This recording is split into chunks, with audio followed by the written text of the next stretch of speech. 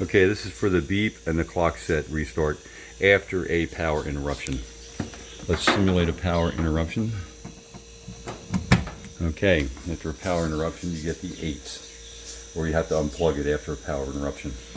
To do the beep, you hit the start button twice. If you hit it once, it will just go to changing between metric and standard. Cooking timer, okay?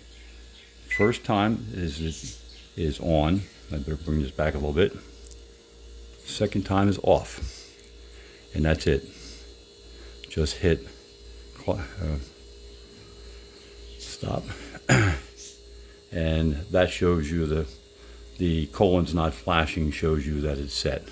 Okay, clock set is just 1:45.